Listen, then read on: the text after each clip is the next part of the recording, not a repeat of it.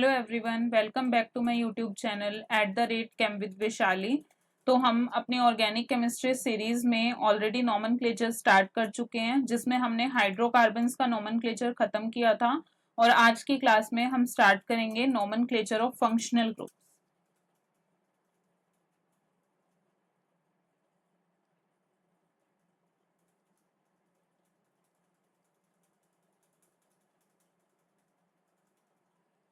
तो जब मैंने आपको जर्नल रूल्स बताए थे तब आपको बताया था कि जो आपके पास फंक्शनल ग्रुप होते हैं, अगर आपके पास सिंगल एक ही फंक्शनल ग्रुप प्रेजेंट है तो वो आपका as a secondary suffix use होगा। प्राइमरी सफिक्स क्या था हमारे पास, जो हमारे हाइड्रोकार्बन चेन के बारे में बताता है, एन, इन और आइन, ये हमारे प्राइमरी सफिक्स थे। लेकिन अब जो फंक्शनल ग्रुप हैं वो हमारे कैसे होंगे, सेकेंडरी सफिक्स। लेकिन अगर आपके पास एक से ज्यादा फंक्शनल ग्रुप प्रेजेंट है एक ही कंपाउंड में, तो वहां पे आपके पास सिर्फ एक ही functional group as a secondary suffix होगा, बाकी सारे एज अ प्राइमरी सफिक्स होंगे। मतलब आपका एज प्राइमरी प्रीफिक्स होंगे, मतलब वो आपके सफिक्स की जगह किसकी तरह यूज होंगे, प्रीफिक्स की तरह यूज होंगे। और उनमें से कौन सा प्रीफिक्स होगा और कौन सा सफिक्स होगा ये आपका किस पे डिपेंड करता है, प्रायोरिटी ऑर्डर पे। तो जब हम फंक्शनल ग्रुप का ये नॉमेनक्लेचर कंप्लीटली पढ़ लेंगे तो हम प्रायोरिटी ऑर्डर भी देखेंगे पॉलीफंक्शनल ग्रुप्स के लिए। लेकिन अभी जो हमारे रूल्स हैं वो हैं मोनो फंक्शनल ग्रुप से रिलेटेड। ठीक है, मतलब इसके अंदर आपके पास क्या आएगा कि आपके पास कोई सब्स्टिट्यूएंट प्रेजेंट हो, सब्स्टिट्यूएंट मतलब आपकी जो कार्बन चेन है वो, ठीक है, आपके पास कोई फंक्शनल ग्रुप प्रेजेंट हो और ज्यादा से ज्यादा इसमें कोई मल्टीपल बॉन्ड प्रेजेंट हो सकता है, ठीक है, लेकिन फंक्शनल ग्रुप आपको एक ही लेना है। तो ये तीनों चीजें अगर प्रेजेंट हैं तो आप अपनी मेन चेन को कैसे सिलेक्ट करोगे। सबसे पहला पॉइंट यही है कि आपकी मेन चेन शॉर्टेस्ट हो सकती है, लेकिन वो आपकी क्या होनी चाहिए, फंक्शनल ग्रुप को इंक्लूड करना चाहिए। ठीक है, मतलब अगर मैंने एक चेन लिखी ये, ओके, और मैंने फंक्शनल ग्रुप लगा दिया यहां पे, ठीक है, तो अगर मैं लॉन्गेस्ट चेन देखूं तो 1 2 3 4 5 6 7, ये 7 कार्बन की है। लेकिन अभी भी हम इसको प्रिंसिपल चेन कंसीडर नहीं कर सकते, हम वो वाली लॉन्गेस्ट चेन लेंगे जिसमें हमारा फंक्शनल ग्रुप इंक्लूड हो। तो हमारे पास ये वाली जो है हमारी प्रिंसिपल चेन होगी। तो आपको लॉन्गेस्ट चेन कैसे सिलेक्ट करनी है या प्रिंसिपल चेन कैसे सिलेक्ट करनी है, principal chain should be longest possible chain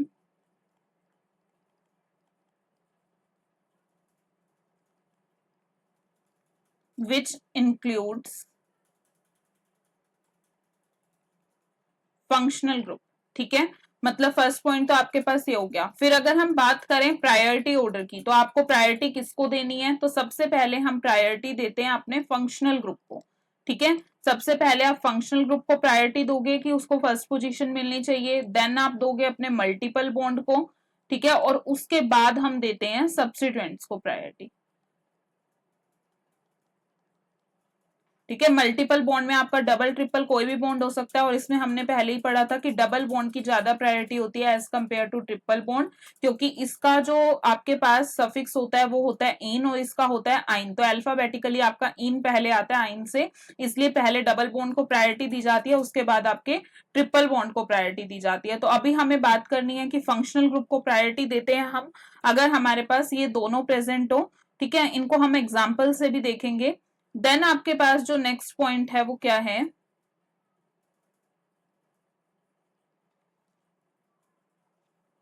हमारे पास जो थर्ड पॉइंट है वो है कि आपके पास कुछ फंक्शनल ग्रुप ऐसे भी होते हैं जो टर्मिनल फंक्शनल ग्रुप की तरह ही यूज होते हैं। Some functional group are used as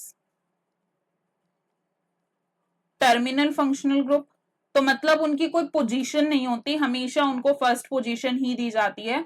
तो आपके पास टर्मिनल फंक्शनल ग्रुप में कौन कौन आता है, आपके पास जो एल्डिहाइड होते हैं वो आपके टर्मिनल फंक्शनल ग्रुप में होते हैं, कार्बोक्सिलिक एसिड आपके टर्मिनल फंक्शनल ग्रुप में आते हैं, उसके अलावा आपके पास नाइट्राइल्स होते हैं जो वो आपके टर्मिनल फंक्शनल ग्रुप में आते हैं। और बाकी कुछ एग्जांपल्स हम साथ साथ देखेंगे। ठीक है, ये कुछ एग्जांपल हैं जो आपके as a terminal functional group use होंगे। तो जहां पे भी आपका एल्डिहाइडिक ग्रुप होगा आप उसी को फर्स्ट पोजीशन दोगे हमेशा। ठीक है। देन जब आप नाम लिखते हो फंक्शनल ग्रुप का, तो आपको क्या करना है, लास्ट में उसको as a secondary suffix use करना है। तो आप अपने प्राइमरी सफिक्स यानी कि जो एन, इन और आइन है, उनका जो लास्ट ई होता है उसको ड्रॉप कर दोगे ड्यूरिंग राइटिंग नॉमेनक्लेचर। ठीक है, drop last E of primary suffix that of in, ein and in while writing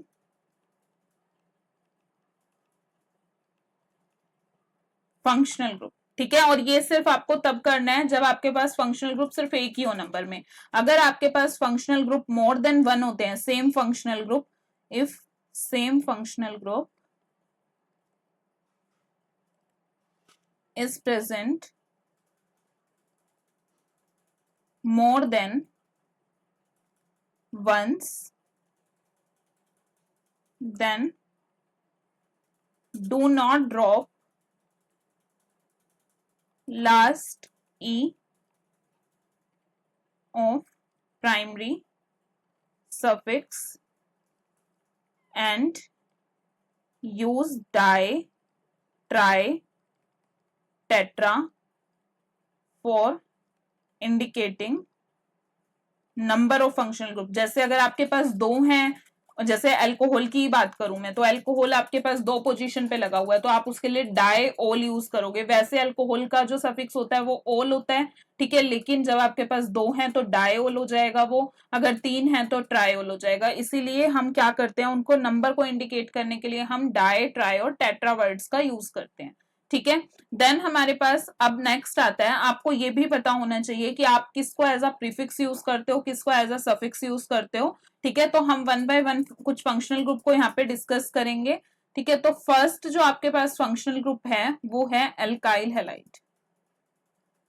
ठीक है, या हम बोल सकते हैं हेलो एल्केन।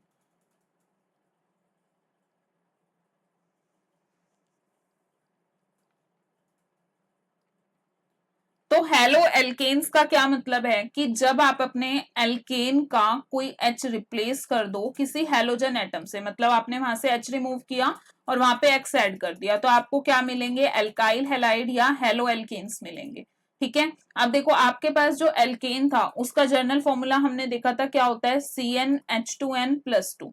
तो आपके पास एल्काइल हैलाइड का जर्नल फॉर्मूला क्या हो जाएगा, CnH2n+1 और X। ठीक है, मतलब आपने एक H रिप्लेस किया है ना, तो यहाँ पे -1 हो गया। ठीक है, H की जगह पे आपने -1 किया तो ये क्या रह जाएगा, प्लस का 2 और -1, प्लस का 1 रह गया, और उसकी जगह आपने क्या लगा दिया, एक X लगा दिया, तो वो आपके क्या बन जाएंगे, हेलो एल्केन्स बन जाएंगे। ठीक है, तो अब इनका नोमेनक्लेचर अगर हम पढ़ें तो सबसे पहले आपको ये पता होना चाहिए कि आपके पास जो हेलो एल्केन्स होते हैं वो एज अ प्रीफिक्स यूज होते हैं या सफिक्स यूज होते हैं। तो इसका हम नाम जो होता है वो दो टाइप से लिखते हैं, एक IUPAC और एक कॉमन। ठीक है, IUPAC में तो इसका नाम होता है हेलो प्लस एल्केन, मतलब आप इसको जो आपका हेलोजन ग्रुप है उसको एज अ प्रीफिक्स यूज करोगे। ठीक है, और कॉमन नेम में ये यूज किया जाता है as a alkyl plus halide, मतलब आपके पास जो भी आपका हेलोजन है उसको आप हेलाइड की फॉर्म में लिखोगे। ठीक है, जैसे मैं आपके पास लिख दूं CH3Cl, तो इसका जो IUPAC नेम होगा वो क्या होगा, क्लोरीन के लिए हेलो क्या बन जाएगा, क्लोरो, और 1 कार्बन वाली चेन के लिए क्या होता है, मीथेन, तो क्लोरो मीथेन। और अगर मैं इसी का कॉमन नेम लिखूं तो क्या हो जाएगा आपके पास, मिथाइल क्लोराइड। ठीक है, तो जहां पे भी कॉमन नेम पॉसिबल हो आपको उसका कॉमन नेम भी पता होना चाहिए। जैसे अगर मैं आपको दे दूं C2H5Cl, तो यहां हो जाएगा इथाइल क्लोराइड। हाँ, अगर आपकी चेन के अंदर ब्रांचिंग्स प्रेजेंट हैं तो वहां पे नाम लिखना थोड़ा सा डिफिकल्ट है, कॉमन नेम वहां आपको IUPAC ही देखना है। लेकिन जो कुछ आपको मैंने बताए थे, जैसे आपके पास होता है ये वाला, ये क्या है आपके पास, आइसोप्रोपाइल ग्रुप है, तो इसको आप लिख सकते हो आइसोप्रोपाइल क्लोराइड। ठीक है, उसके बाद अगर आपके पास ऐसा कुछ प्रेजेंट है तो इसको आप लिख सकते हो सैकब्यूटाइल क्लोराइड, क्योंकि यहाँ पे सेकेंडरी पोजीशन पे आपके पास प्रेजेंट है। तो जिनके भी आपके पास कॉमन प्रेजेंट हैं वो आपको या पता होने चाहिए, बाकी जिनमें कॉमन पॉसिबल नहीं है वो आप छोड़ सकते हो। जैसे इसको हम लिख सकते हैं टर्श ब्यूटाइल क्लोराइड। तो ये आपका एल्काइल पार्ट है, और एल्काइल पार्ट को आप कैसे एज अ प्रीफिक्स यूज कर सकते हो ये आप ऑलरेडी पढ़ चुके हो। तो यहाँ पे आपको वही करना है, अपने एल्काइल पार्ट को एज अ प्रीफिक्स यूज करना है।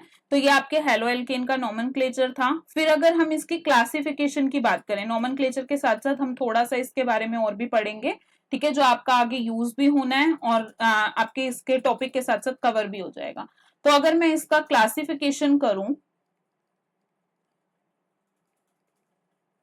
तो क्लासिफिकेशन में फर्स्ट क्लासिफिकेशन जो आती है वो आती है आपकी on the basis of number.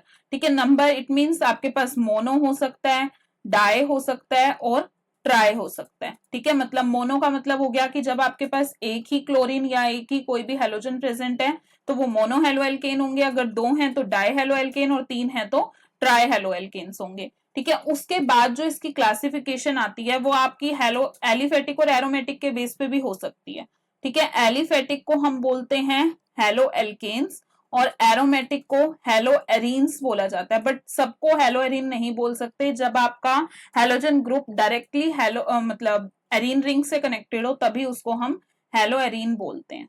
ठीक है, इसमें एक क्लासिफिकेशन तो हो जाएगी आपकी ये वाली जिसको हम हेलो एरीन बोलते हैं। और उसके अलावा एक जो आपकी क्लासिफिकेशन है वो है इसके अंदर बेंजाइल हेलाइड वाली। बेंजाइल ग्रुप होता है बेंजीन के ऊपर CH2, मतलब बेंजीन से जो डायरेक्टली कनेक्टेड कार्बन्स होते हैं उसको हम बेंजाइल पोजीशन बोलते हैं। ये आपकी बेंजाइल पोजीशन है।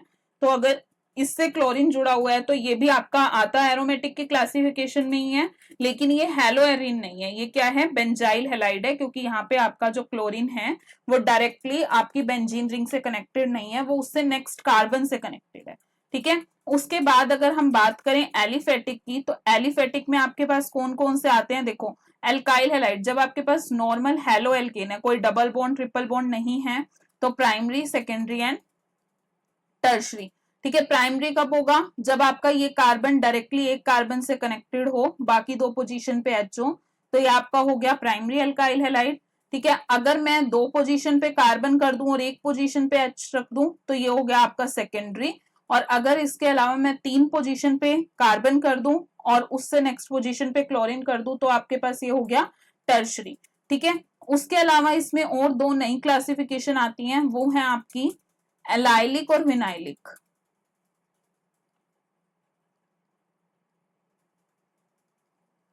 अब एलाइलिक हेलाइड क्या होता है और विनाइलिक हेलाइड क्या होता है, जब आपके पास डबल बॉन्ड से नेक्स्ट कार्बन, ठीक है, ये जो दोनों पोजीशन हैं जिनको मैंने स्टार मार्क किया है ये दोनों आपकी एलाइलिक पोजीशन है। जो भी आपकी डबली बॉन्डेड कार्बन से नेक्स्ट पोजीशन होती है उसको एलाइलिक पोजीशन बोला जाता है। तो अगर आपका हेलाइड उस पे प्रेजेंट है तो वो आपका एलाइलिक हेलाइड होगा। और विनाइल हेलाइड तब होगा जब आपका जो क्लोरीन या जो भी आपका हेलाइड है वो डायरेक्टली डबली बॉन्डेड कार्बन के साथ ही जुड़ा हुआ। ठीक है, तो ये तो हो गई आपकी एलिफेटिक और एरोमेटिक में। इसी के अंदर आपकी एक फर्दर क्लासिफिकेशन भी हो सकती है, that is on the basis of hybridisation.